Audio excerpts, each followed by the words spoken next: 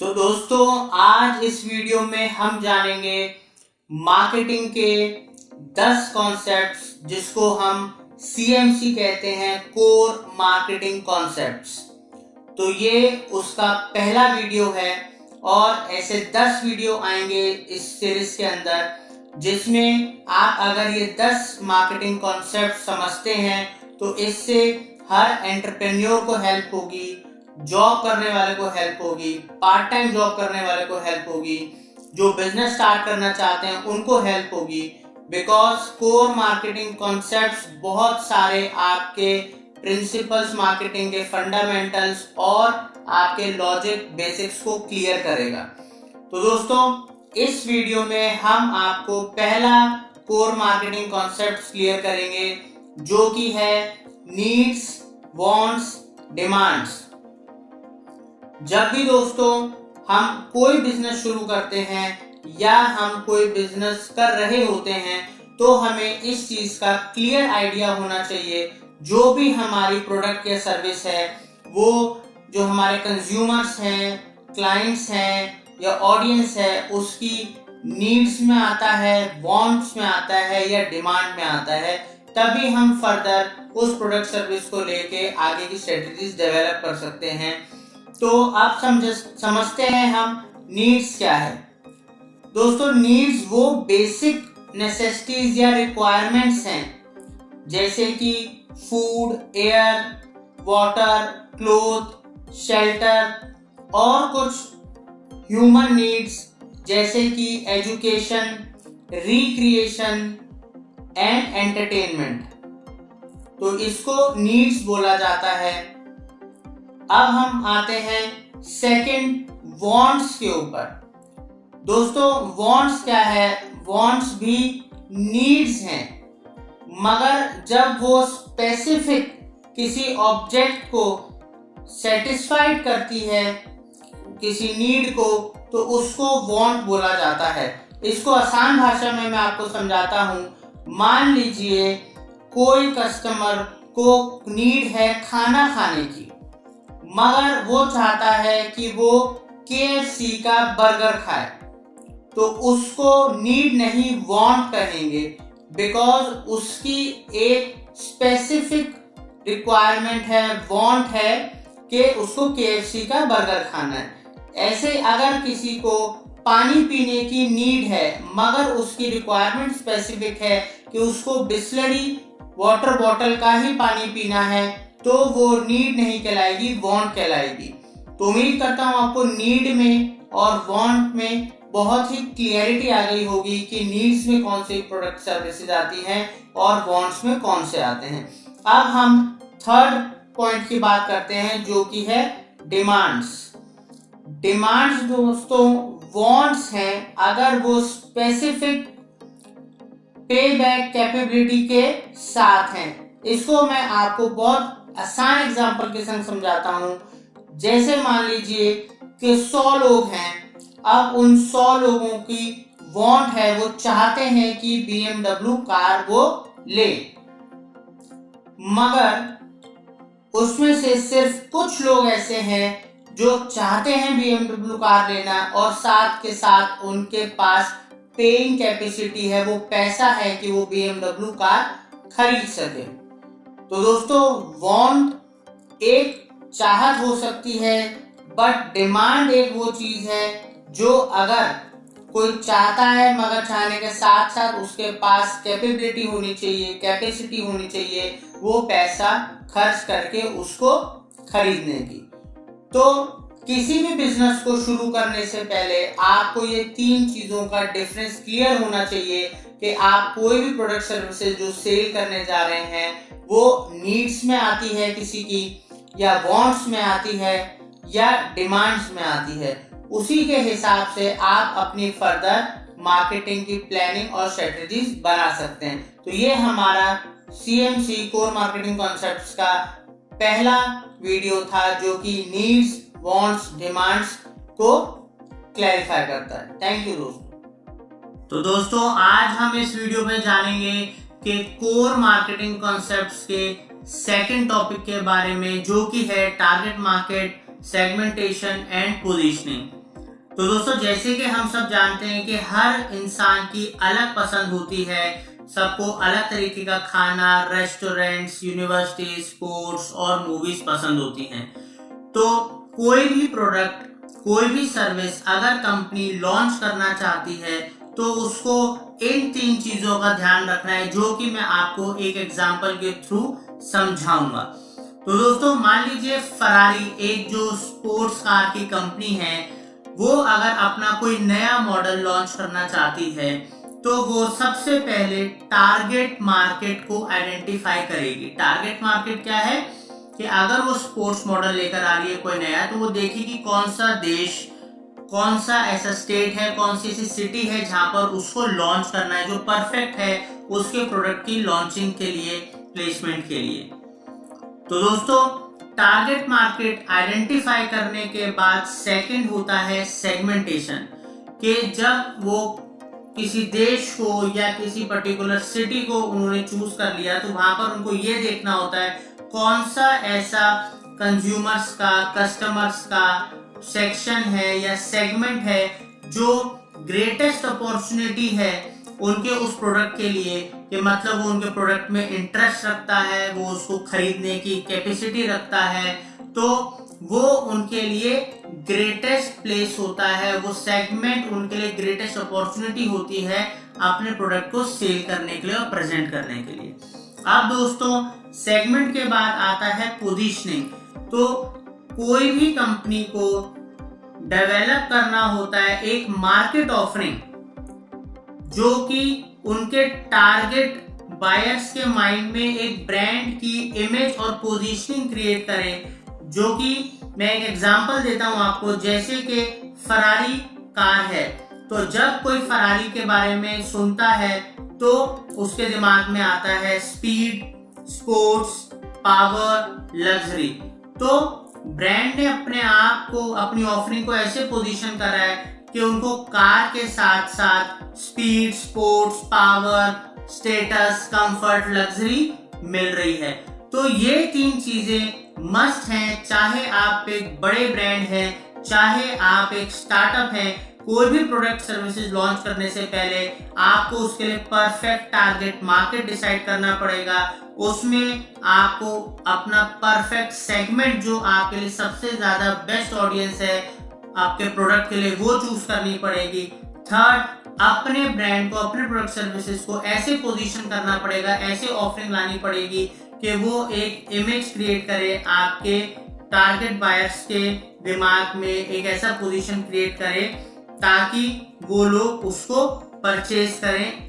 तो दोस्तों उम्मीद करता हूं आपको ये 3 चीजों का महत्व, इंपॉर्टेंस समझ में आया होगा। थैंक यू दोस्तों।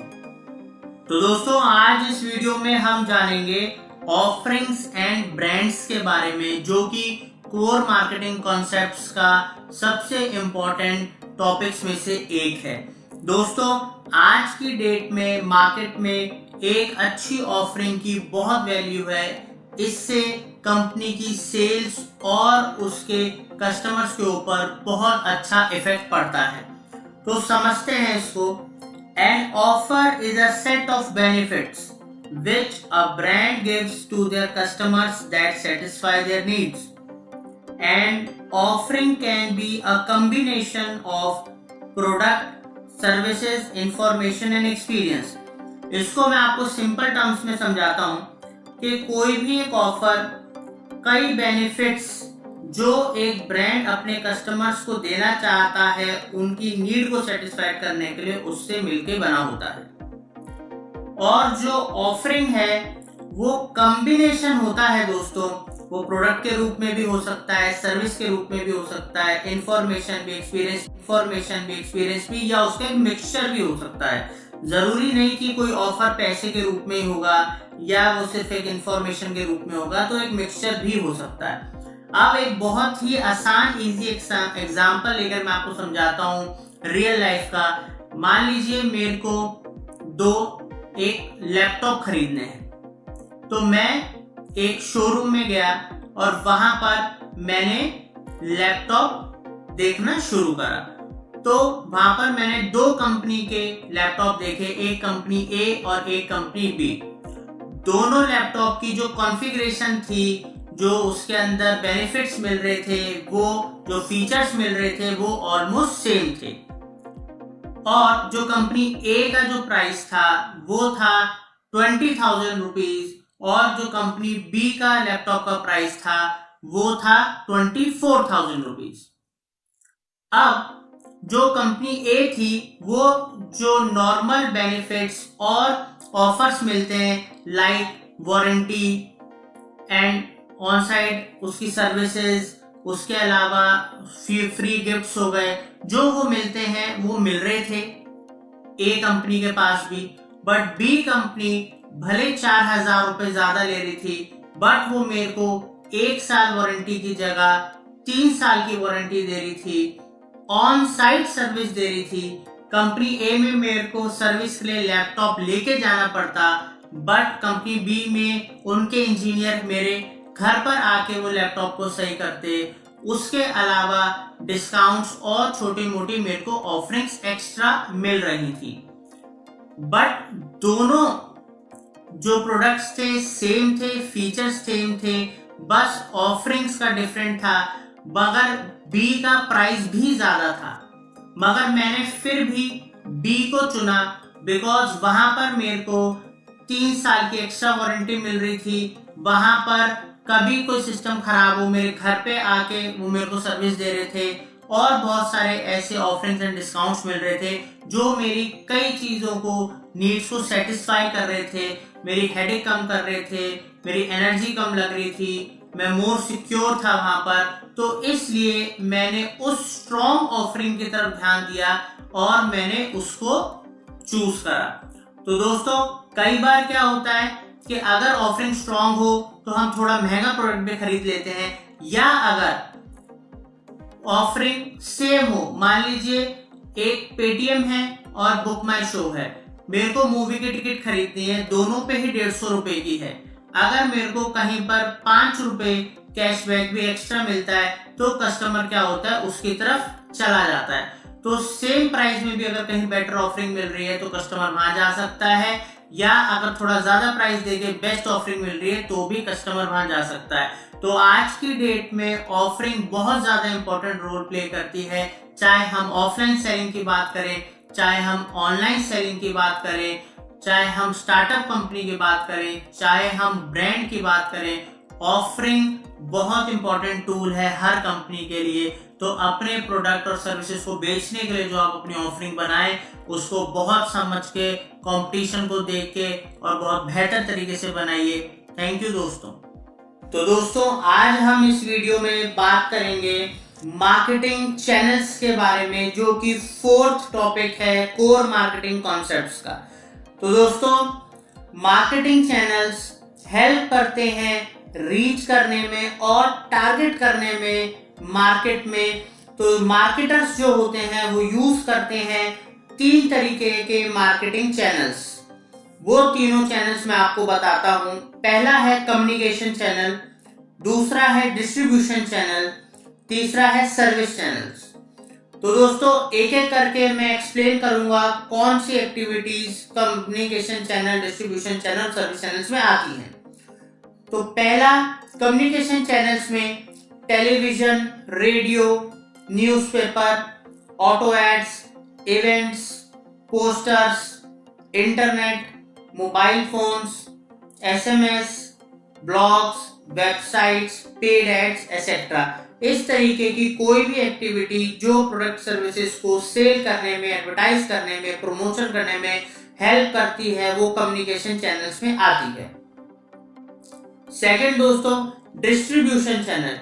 डिस्ट्रीब्यूशन चैनल हेल्प करता है डिस्प्ले करने में, सेल करने में और डिलीवर करने में प्रोडक्ट सर्विसेज टू बायर्स और यूजर्स। इसके कुछ एग्जांपल्स हैं internet, mail, mobile phone and indirect way में है distributors, wholesalers, retailers and agents. तो दोस्तों, जब कोई प्रोडक्ट सर्विसेज सेल होती है तो उसको डिलीवर भी करा जाता है, तो उसके भी मीडियम्स होते हैं। अगर वो ऑनलाइन खरीदी गई है और ऑनलाइन कोई प्रोडक्ट सर्विस है तो इंटरनेट, मेल, मोबाइल फोन्स के थ्रू डिलीवर करी जाएगी। और अगर वो फिजिकल प्रोडक्ट्स हैं तो वो डिस्ट्रीब्यूटर, होलसेलर, रिटेलर्स के द्वारा डिलीवर करे जाते हैं। तो ये भी मार्केटिंग चैनल्स में से एक है जो कि डिस्ट्रीब्यूशन चैनल है, जो मार्केटिंग के प्रोसेस में हेल्प करता है। थर्ड दोस्तों, service channels. These service channels support potential buyers. That's why marketers uses service channels. Service channels का काम होता है सपोर्ट करना उन पोटेंशियल बायर्स को, तभी जो मार्केटर्स हैं, जो कंपनीज हैं, वो सर्विस चैनल्स का इस्तेमाल करती हैं। जैसे कि कुछ एग्जांपल्स हैं, warehouses, transportation, banks and insurance companies. तो इन सब का हेल्प से हम पोटेंशियल बायर्स को प्रोडक्ट सर्विसेज बेच सकते हैं और इनके सपोर्ट से मार्केटिंग और सेल्स इंक्रीज होता है। तो दोस्तों, उम्मीद करता हूं आपको मार्केटिंग चैनल्स और उनके बेनिफिट्स समझ में आए होंगे। थैंक यू दोस्तों। तो दोस्तों, आज इस वीडियो में हम बात करेंगे 5th कोर मार्केटिंग कॉन्सेप्ट्स के टॉपिक के बारे में, जो कि है paid, owned and earned media. तो दोस्तों, 3 तरीके के मीडिया होते हैं, हमें पता होना चाहिए वो क्या है और उनके क्या यूज हैं। तो दोस्तों, पहला है पेड मीडिया, जिसके अंदर आता है television, radio, newspaper, outdoor, auto ads, search engine marketing, social media marketing etcetera.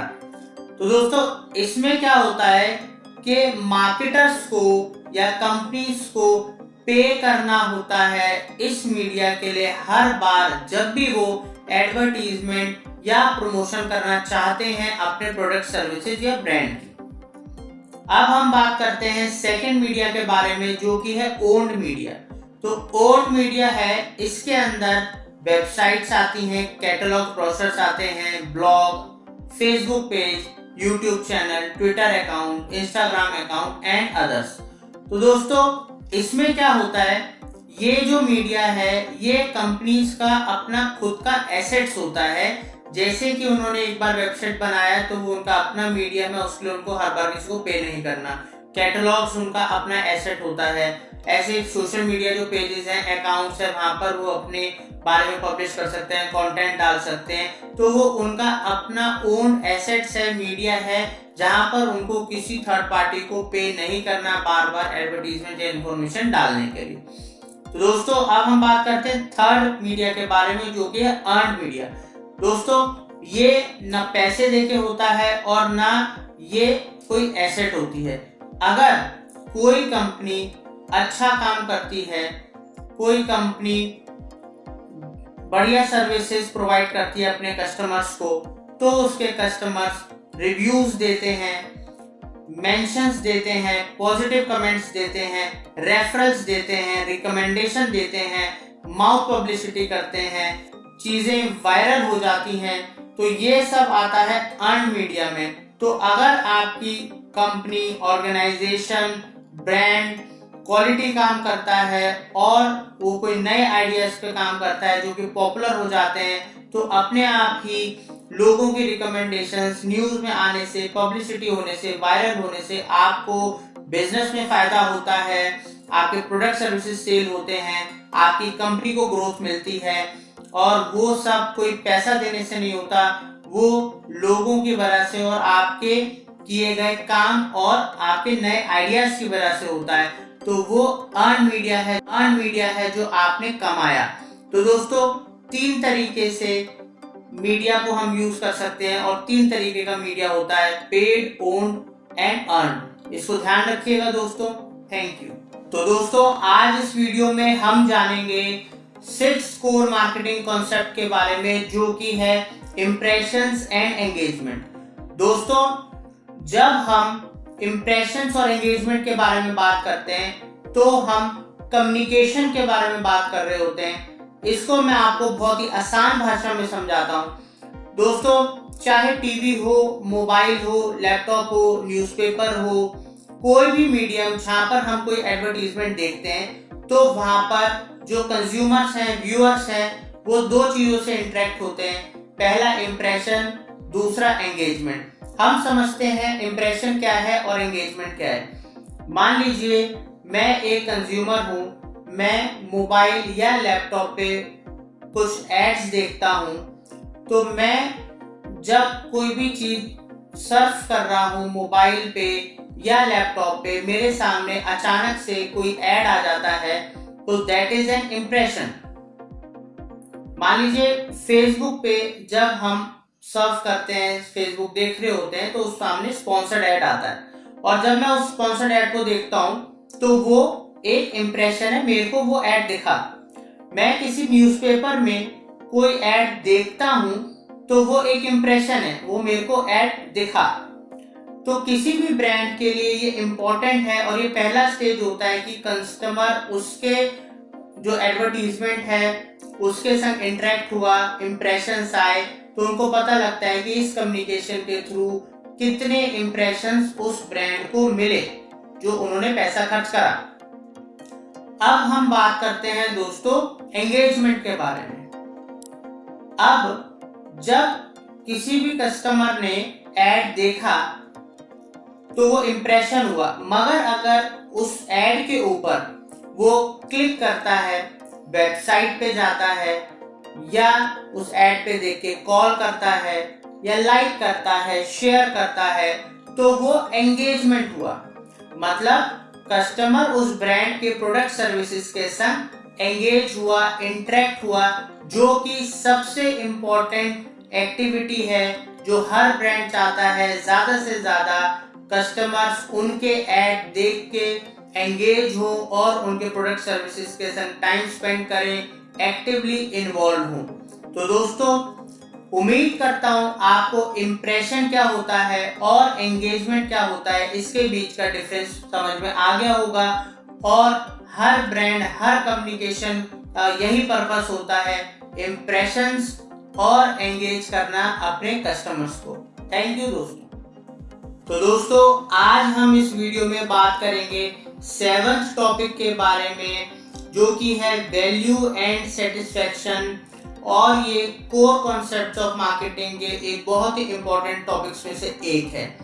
तो दोस्तों वैल्यू एंड सेटिस्फैक्शन क्या है? जब कोई बायर कोई ऑफरिंग चूज करता है या कोई प्रोडक्ट सर्विसेज चूज करता है, तो वो चाहता है कि उसको उसकी मैक्सिमम वैल्यू मिले। वैल्यू मतलब उसको बेनिफिट मिले कॉस्ट में, या अदर टेंजिबल या इंटेंजिबल उसको बेनिफिट्स मिले। वैल्यू को, इस कॉन्सेप्ट को मार्केटिंग में 3 फैक्टर्स में देखा जाता है: क्वालिटी, सर्विस, प्राइस। इसका मैं आपको एक एग्जांपल देता हूं कि मान लीजिए 3 रेस्टोरेंट्स हैं, रेस्टोरेंट ए, बी एंड सी। मैं रेस्टोरेंट ए में गया और वहां पर मैंने 1000 रुपए का खाना खाया। अब वहां पर जो वहां की क्वालिटी थी या ओवरऑल जो वहां पर मेरा एक्सपीरियंस था, जो वैल्यू थी, वो मेरे के एक्सपेक्टेशन से बिल्कुल भी मैच नहीं करी या फॉल हो गई। तो उस कंडीशन में मैं डिसअपॉइंटेड था। अब मैं सेकंड रेस्टोरेंट में जाता हूं और वहां पर मैं 1000 रुपए का खाना खाता हूं। अब वहां पर दोस्तों जो मैंने पैसे खर्च करे उसकी मेरे को वर्थ और वैल्यू पूरी लगी कि हाँ, मैंने अगर जो पैसा खर्च करा है उससे मैं हैप्पी हूँ, सेटिस्फाइड हूँ, तो वहां पर मेरी एक्सपेक्टेशंस मैच हुई, वहां पर मैं सेटिस्फाइड था। अब दोस्तों मैं रेस्टोरेंट सी में जाता हूं और वहां पर मैंने 1000 रुपए का खाना खाया। वहां पर जो मेरी एक्सपेक्टेशंस थी वो मैच हुई, और उसके अलावा वहां पर मेरे को और बहुत सारी ऐसी एक्सपीरियंस और बेनिफिट्स मिले जो कि मेरी एक्सपेक्टेशन से एक्सीड करे या मेरे एक्सपेक्टेशन से भी हाई थे, तो वहां पर मैं डिलाइटेड मोड पे था। तो इन तीनों एग्जांपल्स में मैंने क्या देखा कि कंज्यूमर के अगर एक्सपेक्टेशन से शॉर्ट पड़े, फॉल हो, तो वो डिसअपॉइंटेड मोड में होता है। अगर उसको वैल्यू कंप्लीट मिले अपने पैसों की तो वो सेटिस्फाइड होता है, और अगर एक्सपेक्टेशन से अच्छा वैल्यू और क्वालिटी एक्सपीरियंस हर चीज मिले तो वो डिलाइटेड मोड पे रहता है, जहां पर एक वो लॉयल कस्टमर भी बन सकता है एक ब्रांड के लिए। तो वैल्यू और सेटिस्फेक्शन को इस तरीके से हम मेजर कर सकते हैं और हम बेस्ट वैल्यू ऑफरिंग क्रिएट करके अपने कस्टमर्स को सेटिस्फाइड या डिलाइटेड मोड का एक्सपीरियंस दे सकते हैं। उम्मीद करता हूं दोस्तों आपको समझ में आया होगा। Thank you. तो दोस्तों इस वीडियो में हम आपको बताएंगे सप्लाई चेन के बारे में, और ये हमारा कोर मार्केटिंग कॉन्सेप्ट्स का 8वां वीडियो है। दोस्तों जब हम कोई बिजनेस ओपन करते हैं या किसी बिजनेस का स्टार्टअप करते हैं तो हमें पता होना चाहिए उस बिजनेस का कंप्लीट सप्लाई चेन क्या है। तो दोस्तों उसकी पूरी जानकारी होनी चाहिए। तो मैं थोड़ा सा ब्रीफ करूंगा इस वीडियो में आपको कि सप्लाई चेन होता क्या है। दोस्तों every business has its own supply chain. इस वीडियो में मैं एग्जांपल लेके चलूंगा कॉफी के बिजनेस का। तो सप्लाई चेन क्या है कि किसी भी बिजनेस के शुरुआत जहां से उसका बिल्कुल स्टार्टअप होता है और जहां पर उसका एंडिंग आता है, उसका पूरे साइकिल में कौन कौन से प्रोसेसेस होते हैं वो सप्लाई चेन कहलाते हैं। जैसे कॉफी के अंदर फार्म्स और हार्वेस्टिंग से कॉफी बीन्स प्रोड्यूस करी जाती हैं, जनरेट करी जाती हैं, वो उसका पहला चरण होता है, पहला स्टेप होता है।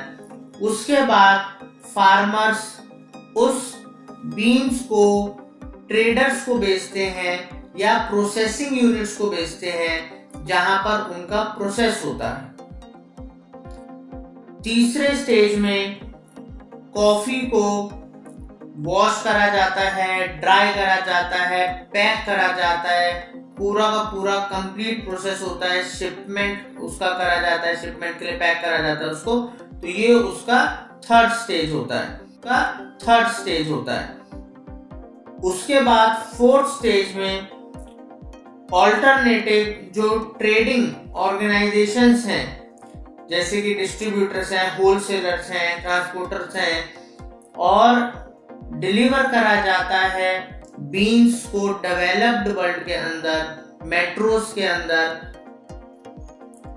दोस्तों इसका फिफ्थ स्टेज जो फाइनल स्टेज होता है, उसके अंदर कॉफी डायरेक्टली या तो कंज्यूम कर ली जाती है कंज्यूमर्स द्वारा, या फिर रिटेल चैनल्स पे बेची जाती है। जैसे कैफे कॉफी डे हो गया, कोस्टा रिका हो गया, बरिस्टा हो गया, ऐसे बहुत सारे कॉफी के आउटलेट्स हैं जहां पर वो सेल करी जाती है, या डायरेक्ट कंज्यूमर्स भी उस कॉफी को कंज्यूम करते हैं अपने घर पे।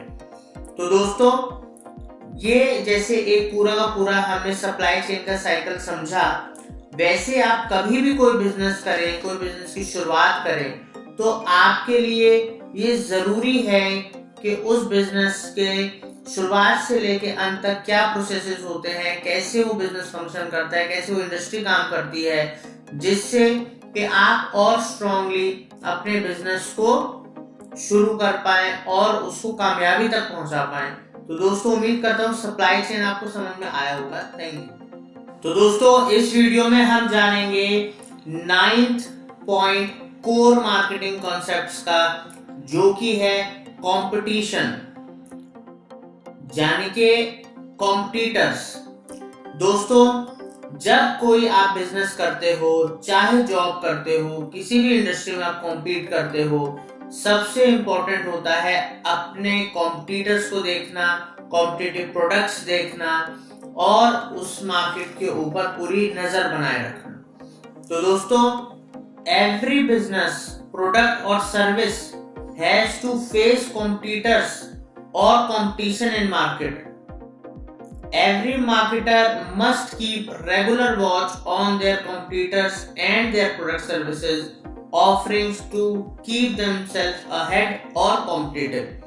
तो दोस्तों बहुत सिंपल भाषा में मैं आपको बताता हूं कि अगर मेरा वेबसाइट या डिजिटल मार्केटिंग का बिजनेस है और मैं मार्केट के अंदर अपने बिजनेस को ग्रो करना चाहता हूँ, ज़्यादा लीड्स चाहता हूँ, ज़्यादा सेल्स चाहता हूँ, तो मेरे को मेरी जो कॉम्पिटिटर्स हैं, मेरी जो इंडस्ट्री है, उनके चाहे एड्स हों, चाहे उनकी वेबसाइट्स हों, चाहे उनके प्रमोशंस के तरीके हों, उनकी स्ट्रेटजीज हों, वो क्या नया ला रहे हैं, ये सारी चीज़ों पे कंटिन्यूसली एक नज़र बनाए रखनी होती है और अपना कुछ ना कुछ नया मैं तभी अपडेट कर पाऊंगा और मैं कुछ बेहतर लेकर आ पाऊंगा जब मेरे को मेरे कॉम्पिटिटर्स की, मार्केट की और कॉम्पिटिटिव प्रोडक्ट्स की नॉलेज होगी और अवेयर होऊंगा।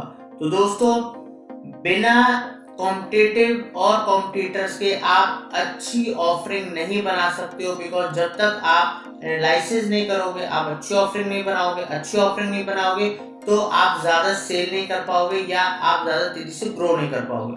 तो दोस्तों कॉम्पिटिटिव रहना और कॉम्पिटिटर्स पे जरूर नजर बनाए रखना।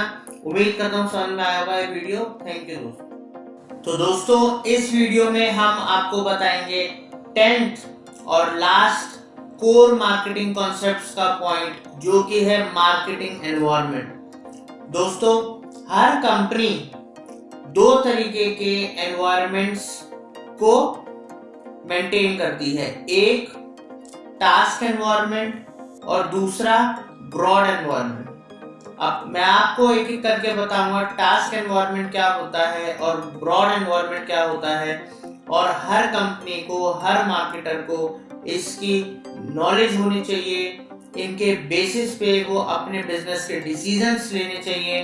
तो टास्क एनवायरनमेंट होता है दोस्तों, इसमें उन सब लोगों को एंगेज करा जाता है या वो सब लोग इन्वॉल्व होते हैं जो चीजें कंपनी के लिए प्रोड्यूस करते हैं, डिस्ट्रीब्यूट करते हैं, प्रमोट करते हैं, और जैसे कि कंपनी के वो सप्लायर्स हैं, डिस्ट्रीब्यूटर्स हैं, डीलर्स हैं, कस्टमर्स हैं, फाइनेंशियल इन्वेस्टर्स हैं, प्रमोटर्स हैं या एम्प्लॉइज हैं, ये सब उसके टास्क एनवायरनमेंट में आते हैं। एक कंपनी के विद इन जो लोग काम कर रहे हैं, जो उससे जुड़कर काम कर रहे हैं, वो सब कंपनी के टास्क एनवायरनमेंट में आते हैं। और एक कंपनी तभी ग्रो कर सकती है जब उसका जो टास्क एनवायरनमेंट में जुड़े हुए लोग हैं वो सब हैप्पी हैं, वो लोग अच्छा परफॉर्म कर रहे हैं और उन सब लोगों के बीच में तालमेल है। तो टास्क एनवायरनमेंट को स्ट्रॉन्ग रखना हर कंपनी और हर मार्केटर को देखना जरूरी है।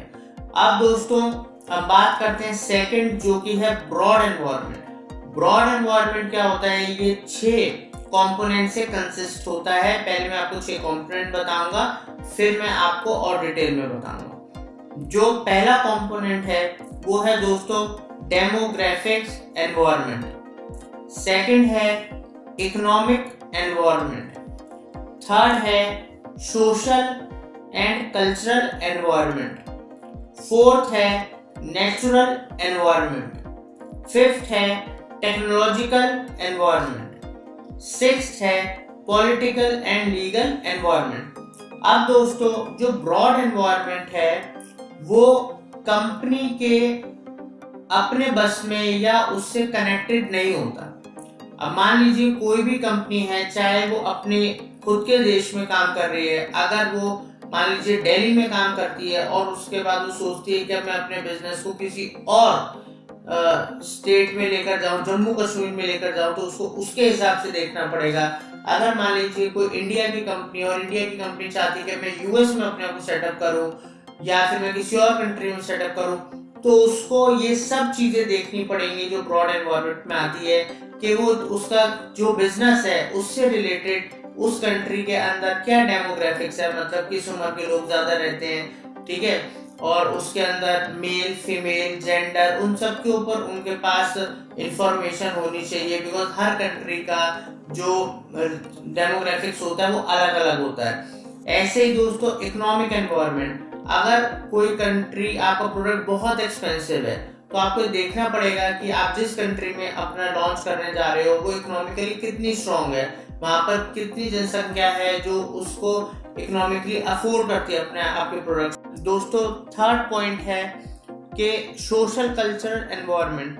अब बहुत सारी कंट्रीज का, हर कंट्री का अपना एक सोशल एनवायरनमेंट होता है, एक कल्चर होता है उनका अपना, तो उसके मद्देनजर रखते हुए, उसको देखते हुए भी आपको चीज़ों में, प्रोडक्ट सर्विसेज में बदलाव करने पड़ते हैं या उसके हिसाब से प्रोडक्ट सर्विसेज डेवलप करनी पड़ती है, बिकॉज सोशल और कल्चर हर कंट्री का बहुत अलग होता है और उसके हिसाब से ही आपको चीज़ें करनी पड़ती हैं। फोर्थ दोस्तों नेचुरल एनवायरनमेंट, जो कि वहाँ का नेचर है हर कंट्री का।